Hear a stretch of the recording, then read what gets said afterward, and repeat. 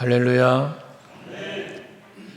구약에서 이스라엘 백성들 애굽에서 종노릇 하다가 이제 하나님의 은혜로 출애굽을 하죠. 출애굽의 목적은 가나안에 있습니다.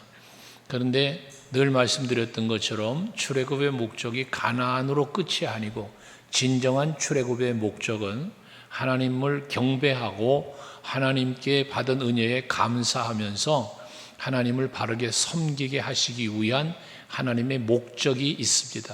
가나안이라는 처소가 목적이 아니라 그 가나안 땅에서 하나님께 받은 은혜를 기억하고 하나님께 경배하게 하시기 위한 것이 목적이라는 거예요.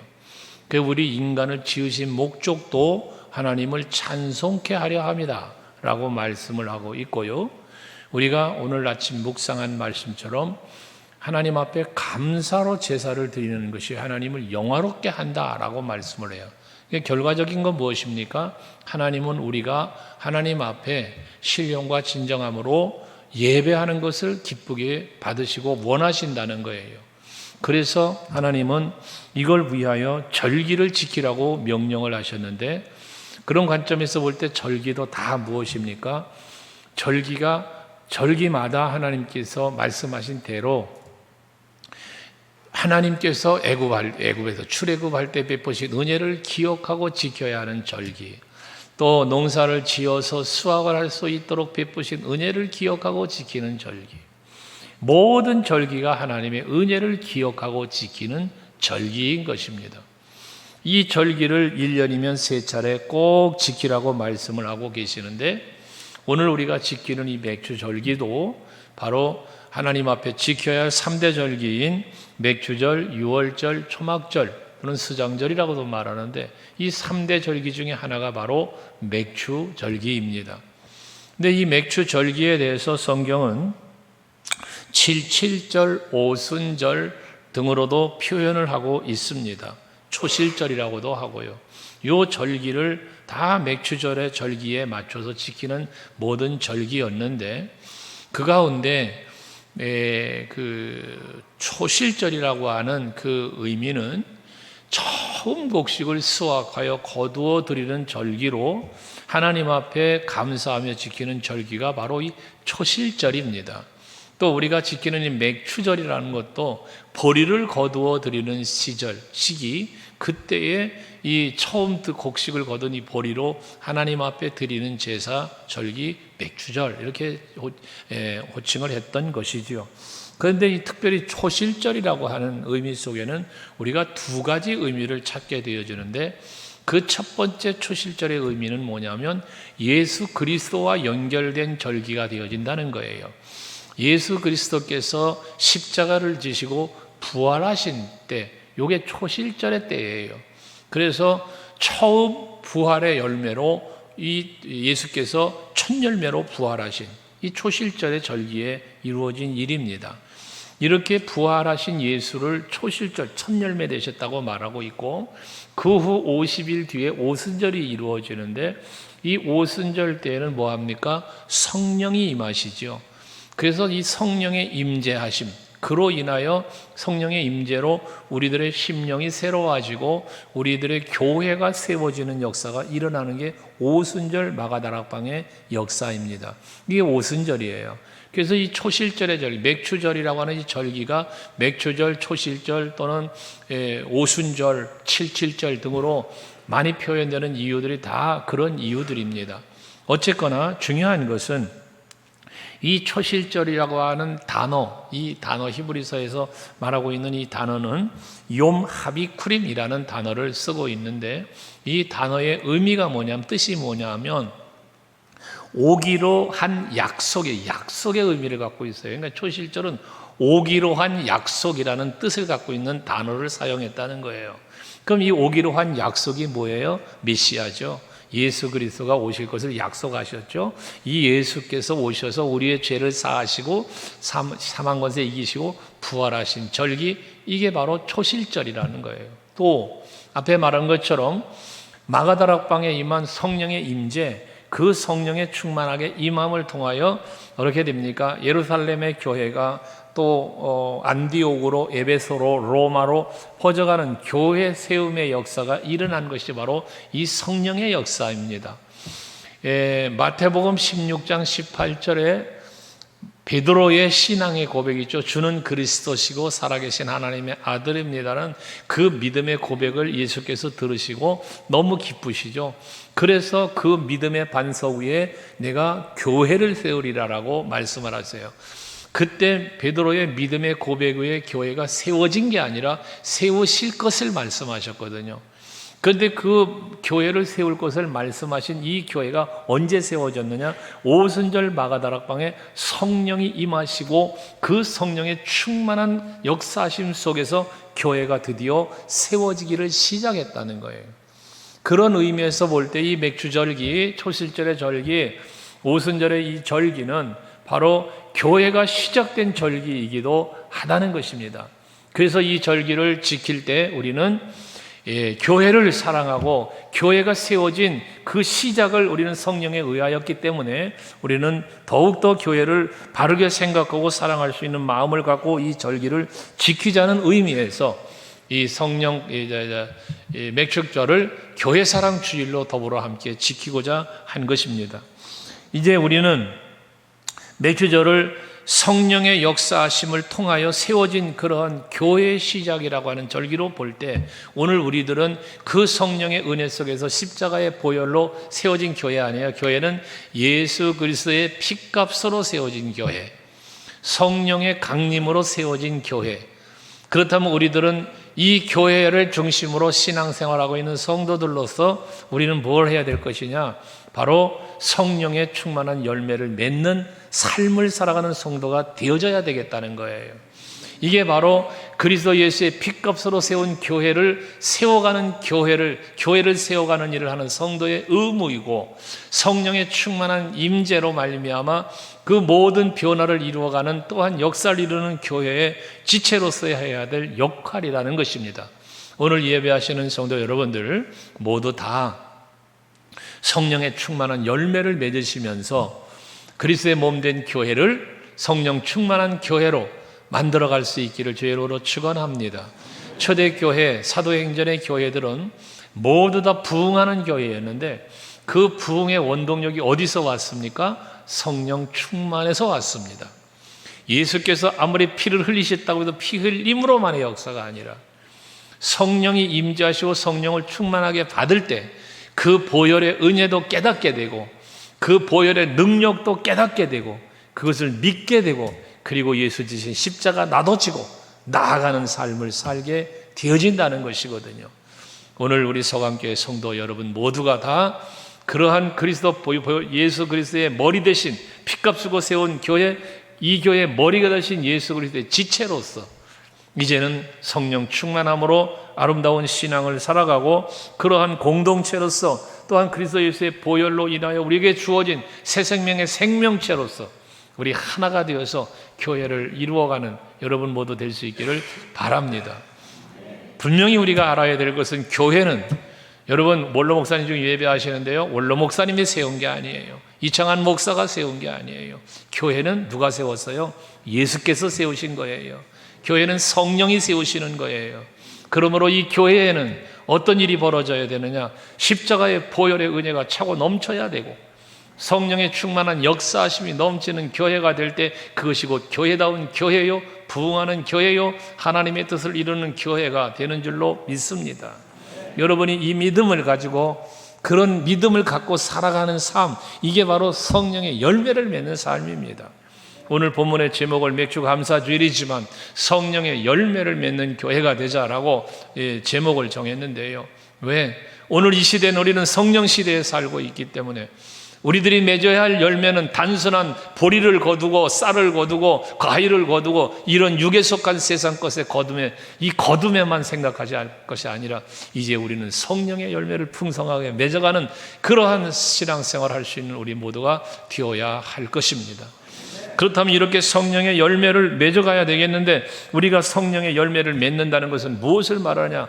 무슨 성령이 내 안에서 뭐가 이 성령이라는 열매들이 두렁두렁 달리는 걸 의미하는 게 아니라, 성령의 열매를 맺어간다는 것은, 열매에 대한 설교를 할 때마다 여러분들에게 말씀을 드리지만, 열매는 삶입니다. 열매는 여러분들의 생활이에요.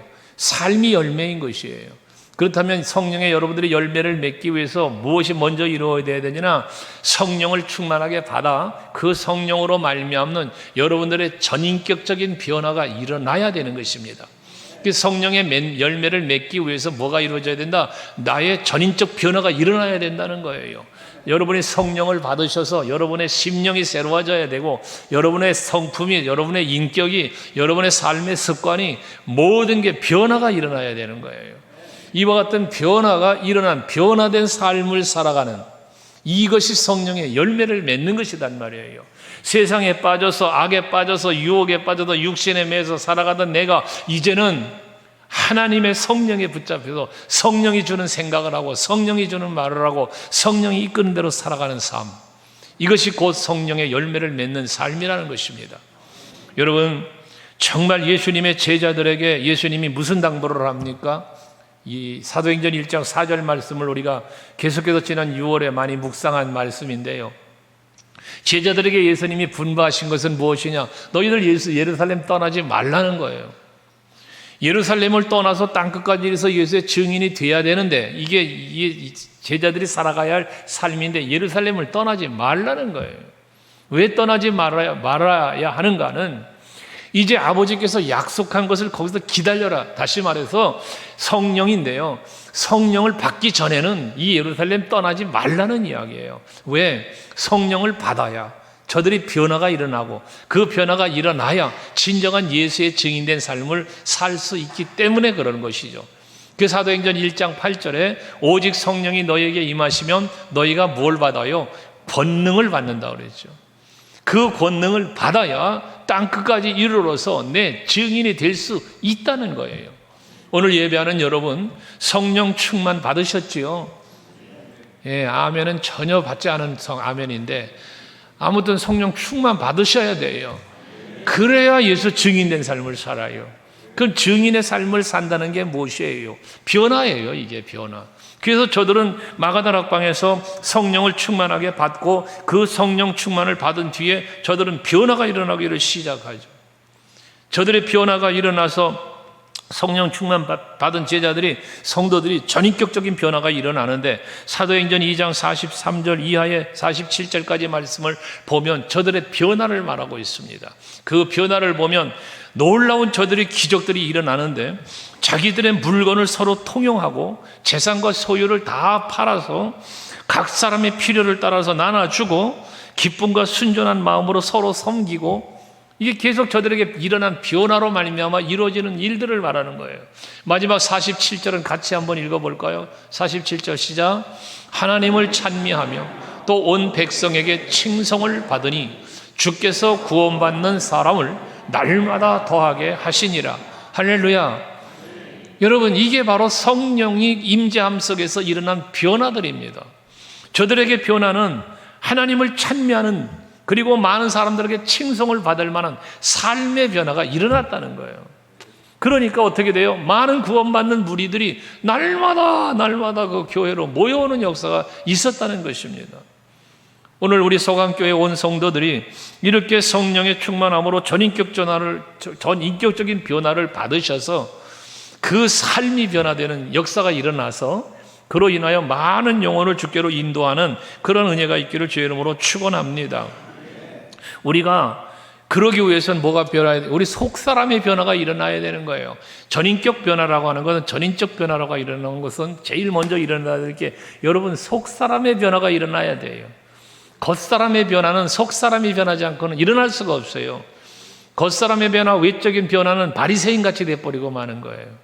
그러니까 본질적 속사람의 변화가 먼저 일어나야 그 변화로 말미암아 내 삶이 변화가 일어나는 거란 말이에요. 그 에베소 교회를 향하여 바울은 편지하면서 그들을 향한 자신의 마음과 그리고 그들을 권하는 말씀을 에베소서 3장 14, 16절에서 말씀하고 있는데, 거기 말씀에 보면 에베소서 3장 14절에서 16절, 이러므로 내가 하늘과 땅에 있는 각 족속에게 이름을 주신 하나님 아버지 앞에 무릎을 꿇고 빈다는 거예요. 지금 에베소 교회를 향한 기도예요. 그러면서 이어진 말씀을 보면 그의 영광의 풍성함을 따라 그의 성령으로 말미암아 너희 속사람을 능력으로 강건하게 하시며 라고 말씀을 해요.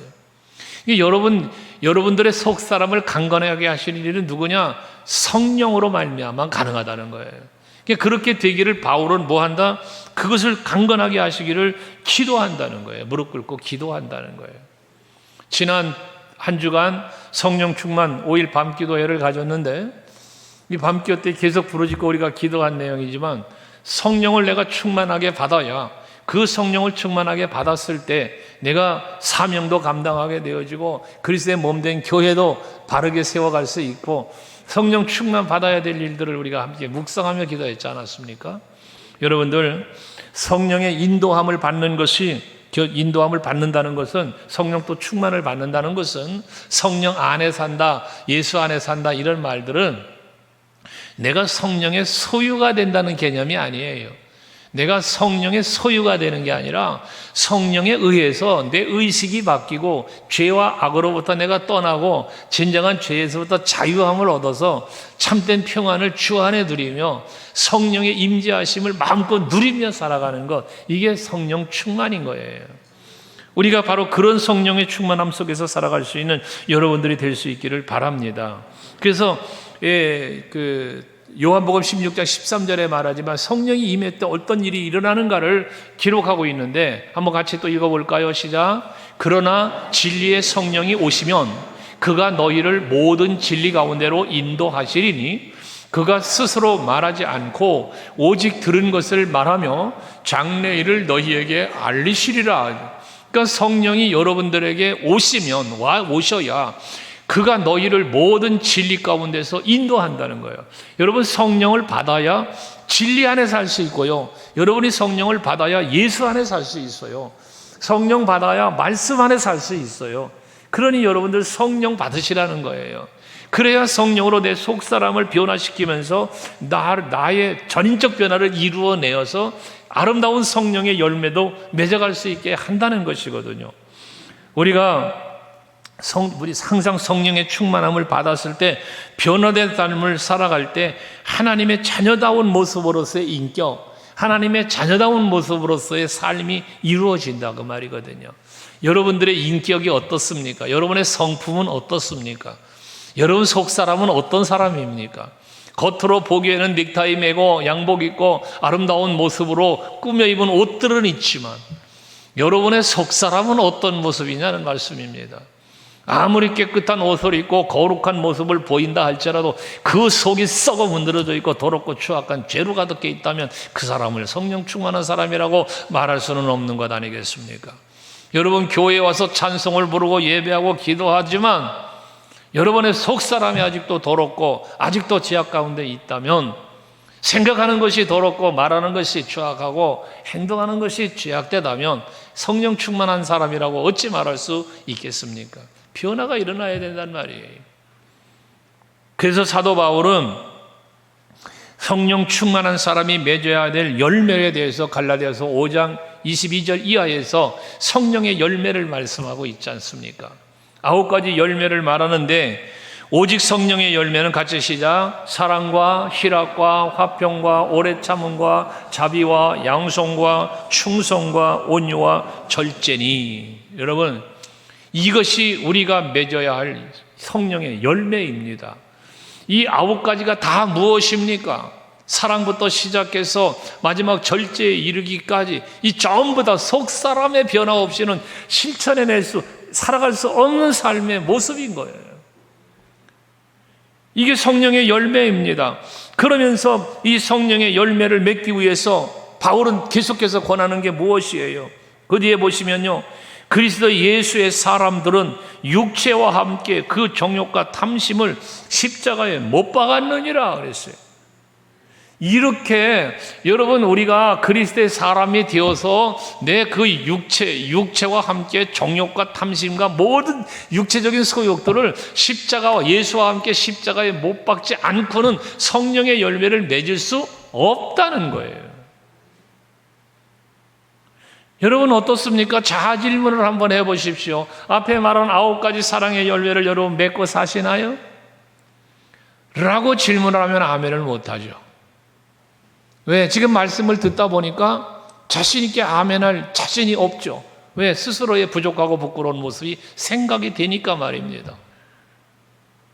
그럼 왜 그 열매를 맺지 못하고 있습니까? 왜 사랑과 희락과 화평과 오래 참음과 이 9가지 열매들이 내 삶 속에서 실천된다고 자신 있게 아멘을 못합니까? 내가 십자가에 못 박아 죽지 않았기 때문에 그렇습니다. 내가 살아있어요. 그러니까 내 생각이 너무 강해요. 남을 배려하는 마음이 없고 그저 내 생각만 해요. 내 입장만 생각해요. 그러니까 불평이 나오고 미움이 나오고 시기가 나오고 그러는 거예요. 자식이 부모 마음을 헤아리면 효도하죠. 다 늙어서 죽을 때가 되면 철들는데 철들자 죽는데요. 여러분 신앙생활 똑같습니다. 성령 받아야 됩니다. 성령 받지 않으면 내 생각 속에 빠져 살아요. 내가 죽지 않았기 때문에 여러분 자기를 자꾸 죽여야 돼요. 사도 바울은 내가 날마다 죽노라 그랬어요. 그가 자신이 자꾸 죽었기 때문에 이 성령의 열매를 말할 수 있었던 거거든요. 갈라디아서 2장 20절에 앞에 5장 22절에 성령의 열매를 말했지만 앞에 2장 20절에서 뭐라고 말합니까? 내가 그리스도와 함께 십자가에 못 박혔나니 그런즉 이제는 내가 산 것 아니고 오직 내 안에 예수께서 사신 것이다. 그러니까 성령의 열매를 말할 수 있고 성령의 열매를 맺게 되는 거다 그 말이거든요. 여러분 성령 충만 받으시기를 바랍니다. 또 그러기 위해서는 여러분 성령 충만을 받기를 위해서 기도해야 됩니다. 기도할 때 성령이 여러분들에게 부어지는 거예요. 누가복음 11장 13절에 보면 이 성령의 부어주심을 말하잖아요. 너희가 약할지라도 좋은 것을 자식에게 줄 줄 알거든 하물며 너희 하늘 아버지께서 구하는 자에게 성령을 주시지 않겠냐고 그래요. 육신의 자식이 아버지에 와서 뭔가 달라고 그러면 좋은 걸 주는 게 부모 마음인데 하물며 하늘 아버지께서 여러분에게 구하는 걸 주시지 않겠느냐는 건데 구하는 여러분들에게 뭘 준대요? 성령을 주신대요.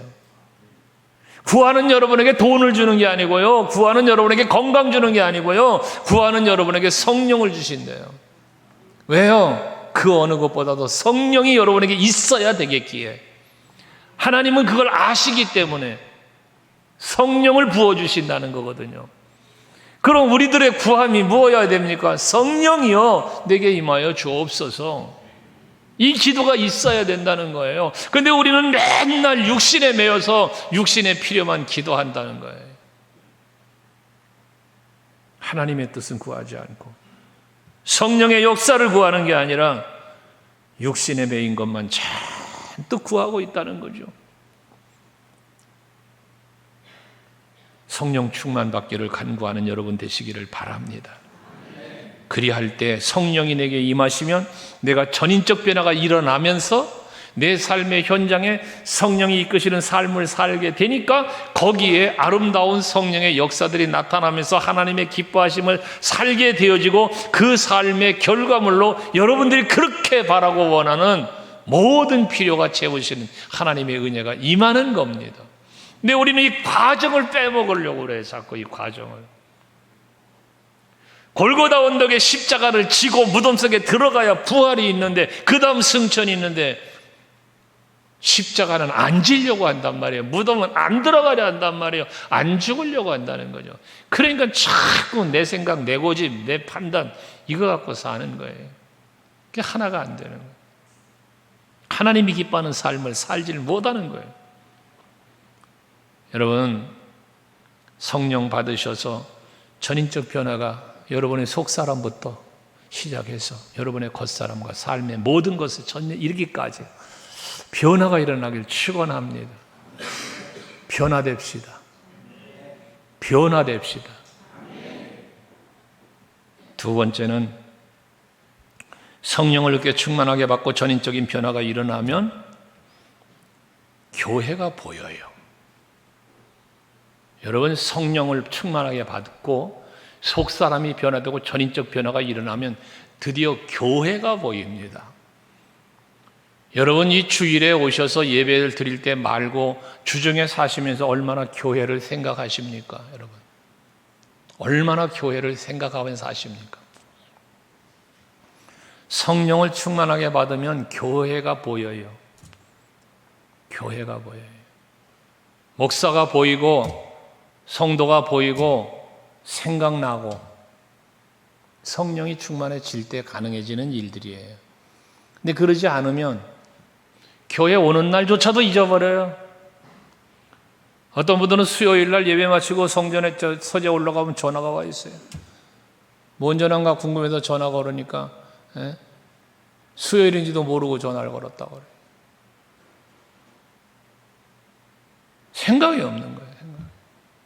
그냥 세상에 매여서 사는 거예요. 그냥 세상에. 교회가 생각이 없어요. 하나님의 생각이 안 나요. 예배가 생각이 안 나요. 왜? 성령의 임재함으로 전인적 변화가 덜 일어났기 때문에. 아직도 세상에 붙잡혀 살고 아직도 육체에 매여서 살고 있다는 증거이거든요. 오늘 이 맥주절에 성령이 오순절에 제자들에게 임하자 제자들은 사랑의 공동체로 변화가 되면서 교회가 세워져 가고 있잖아요. 오늘 우리 서강교회가 이 맥주절 절기를 지키면서 성령의 열매를 맺는 교회와 성도들이 되어서 그리스도의 몸된 교회를 더 든든히, 더 견고히, 그리고 더 하나님의 뜻을 이루어가는 교회로 세워져가는 우리 교회를 우리 더불어 함께 만들어갈 수 있기를 원합니다. 아까 말씀드렸던 사도행전 2장 43절 이하 47절 44절부터 47절까지 무슨 말씀했습니까? 믿는 사람들이 다 함께 모여서 물건을 서로 통용을 했다. 재산을 다 팔아 소유를 다 팔아 각 사람 필요를 따라 나누어 주었다. 날마다 마음을 갖춰 성전에 모기를 심었다. 집에서 떡을 떼고 기쁨과 순전한 마음으로 음식을 먹고 하나님을 찬미하고 온 백성의 칭송을 받았다. 그랬더니 주께서 구원받는 사람들의 날마다 더하게 하셨다. 그렇다면 여러분들도 다 소유 팔아가지고 가지고 오셔야 되잖아요. 그러라고 할까봐 긴장되시죠? 집을 팔면 난 어디서 살라고, 자동차를 팔면 내가 어디서 어디게 다니라고. 그러시지 않아도 돼요. 집 팔지 마세요. 여러분들이 해야 될 일은 여러분들의 앞에서 말한 전인적 변화로 교회를 생각하고 하나님의 뜻을 이루기를 기뻐하고 그리스도의 몸된 교회를 어떻게 하면 내가 섬기며 이 교회를 내가 사랑하며 살아갈 것인가를 한번 마음에 품고 생각만이라도 하자. 생각만이라도. 옆 사람에게 한번 얘기해 주세요. 집 팔지 말고 생각이라도 합시다.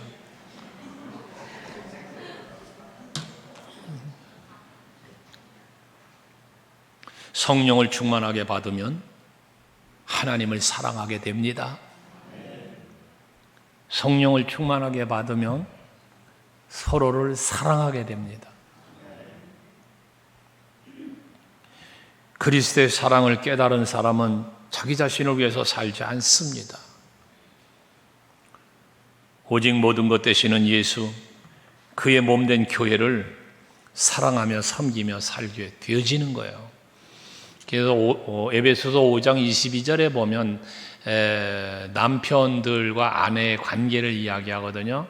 그 남편과 아내의 관계를 이야기하는데 여기는 육체적인 남편과 아내만을 이야기하는 게 아니고요.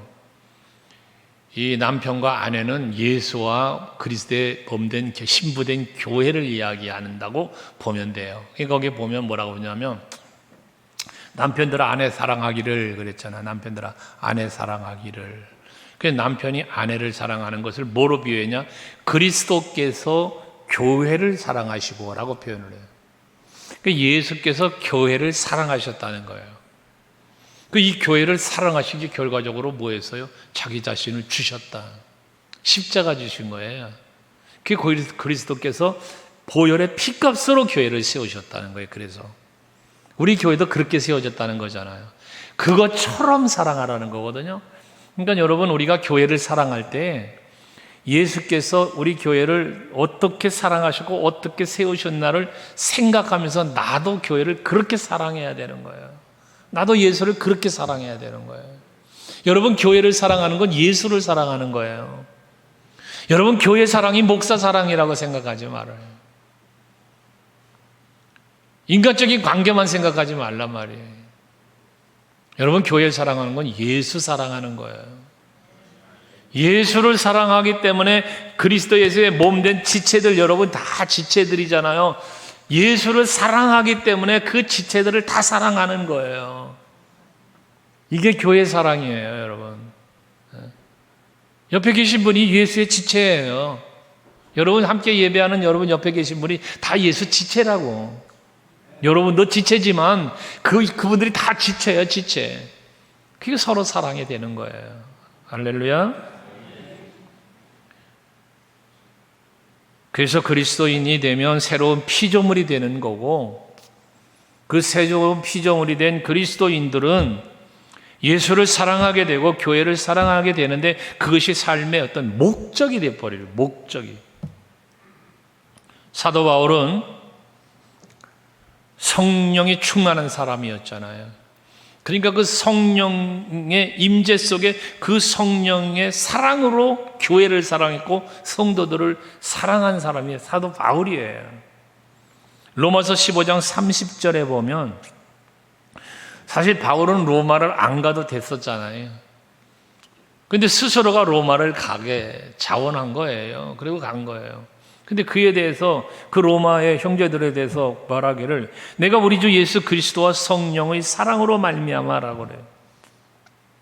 예수 그리스도와 성령의 사랑으로 말미암아 너희를 권한다 하면서 너희의 기도에 나와 힘을 같이 하여 나를 위하여 하나님께 비로라고 권하고 있는 거예요. 사도 바울의 권면은 무슨 권면이냐? 내가 예수 그리스도와 성령의 사랑, 성령의 사랑으로 말미암아 지금 내가 너희에게 왔어. 너희에게 복음을 전하고 있어. 그러니까 내가 하는 일은 다 뭐로 말미암아? 그리스도로 말미암아 성령의 사랑으로 말미암아라는 거거든요. 우리 서강교회 성도들이 다 그 고백이 있길 원해요. 내가 찬양단을 하는 것도 그리스도로 말미암아 성령의 사랑으로 말미암아 찬양단하고 내가 그 사랑으로 말미암아 장로도 됐고 그 사랑으로 말미암아 구역장도 되고 기관장도 되고 교사도 되고 내 모든 직분이 다 그로 말미암아 내게 주어졌다는 이 사실을 고백하면서 감당할 수 있자라는 것이에요. 그게 하나님의 사랑이에요. 그게 예수의 사랑이에요. 그게 성령의 부음받은 자의 사랑이거든요. 여러분, 우리가 기억해야 될 게 뭐냐, 깨달아야 될 게 뭐냐면 사랑이라고 하는 거, 여러분 사랑이라고 하는 것은요 지식이 아니에요. 사랑은 어떤 개념적인 게 아니라고요. 사랑은 실천되어지는 거예요. 사랑은 보여지는 거예요. 아는 게 아니라고요. 그래서 사도 바울은 고린도 교회 편지하면서 고린도전서 13장 3절에서 7절까지 사랑에 대한 정의를 내리잖아요. 뭐라고 내려요? 내가 내게 있는 모든 것을 다 구제하고, 아까 집 팔고 뭐 했다 그랬죠? 그 다 내게 있는 모든 것을 다 갖다 놓고 구제를 하고 또 내 몸을 불살하게 내줄지라도 목숨 걸고 순교하며 초대교회 그랬잖아요. 그런데 사랑이 없으면 내게 아무 유익이 없다. 그러니까 여러분들이 뭐 구제한다, 봉사한다, 교회 와서 헌신하고 뭐 봉사한다 등등 여러 가지 하지 않아요? 근데 여기 사랑이 없으면 안 된다는 거예요. 안 된다. 오늘 맥주절기에 드보라 여전도에서 식사 준비하죠? 드보라에서 하는 거죠? 네. 어제부터인가 그때부터 청소도 하고 뭐 애를 쓰던데 아무튼 감사한 일인데요. 무엇 때문에 그렇게 봉사하고 무엇 때문에 그런 일을 합니까? 헌신을 합니까? 그 더운 날씨에 와서 교회를 청소하고 음식 만든다고 땀 뻘뻘 흘려가며 그 수고하고 애쓰고 그럽니까? 교회를 사랑하니까요. 왜 아멘도 안 해주냐? 두보라가 주방에 있어서 좀 치워 만들까 봐 다행이다마는, 여러분 그렇잖아요. 그들은 교회를 지금 주방에서 봉사하고 있다고, 일부 예배 드리고. 여러분 교회를 사랑하기 때문이요. 여러분들 사랑하기 때문인 거예요. 할렐루야. 그러니까 그거 하지. 뭐 하는데 와가지고 그거 하겠어요.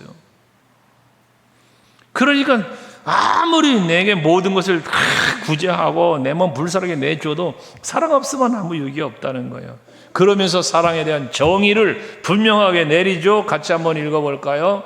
사랑은 시작. 사랑은 오래 참고, 사랑은 온유하며, 시기하지 아니하며, 사랑은 자랑하지 아니하며, 교만하지 아니하며, 무례히 행하지 아니하며, 자기의 유익을 구하지 아니하며, 성내지 아니하며, 악한 것을 생각하지 아니하며, 불의를 기뻐하지 아니하며, 진리와 함께 기뻐하고, 모든 것을 참으며, 모든 것을 믿으며, 모든 것을 바라며, 모든 것을 견디느니라. 이 사랑의 바울의 정의입니다. 여기 나열된 모든 것들이 여러분들의 마음속에서, 여러분 삶의 현장에서 얼마만큼이나 이루어지고 있는가라는 거예요. 이것이 결과적으로 뭐가 되느냐?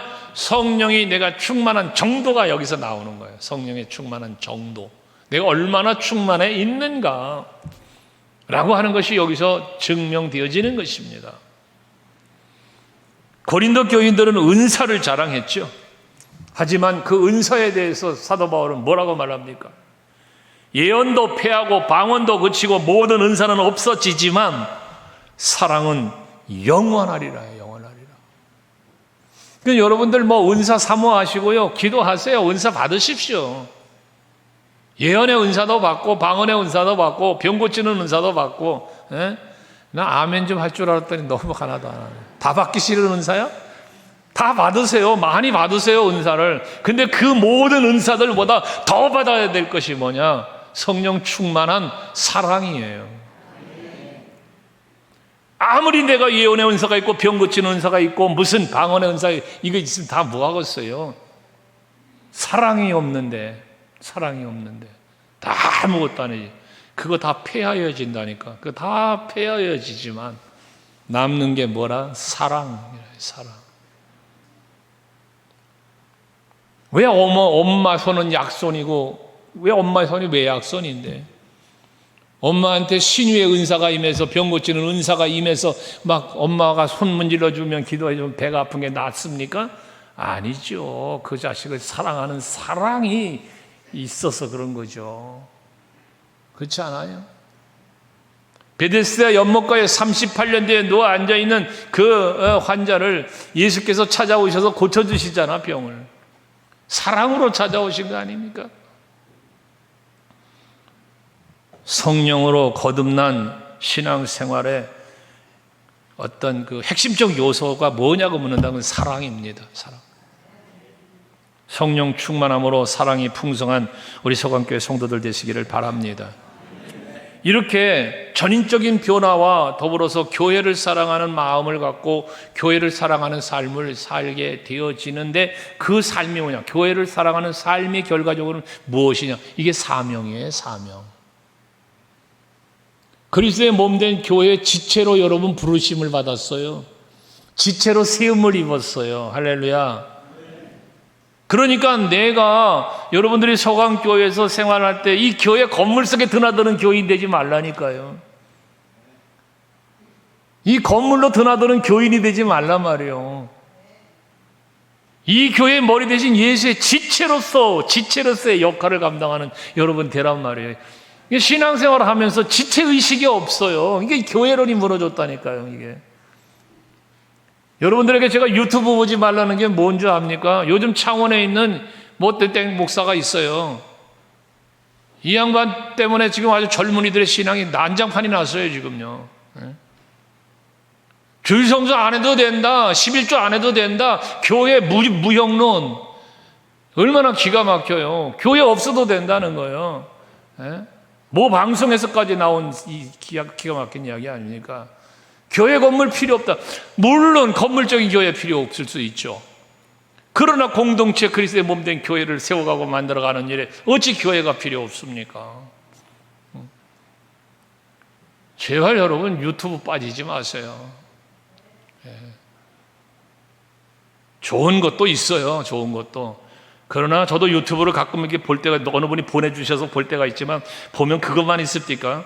보내준 거 보다 보면 밑에 딸려진 것들이 왜 이렇게 많아? 뭐 이상한 것들.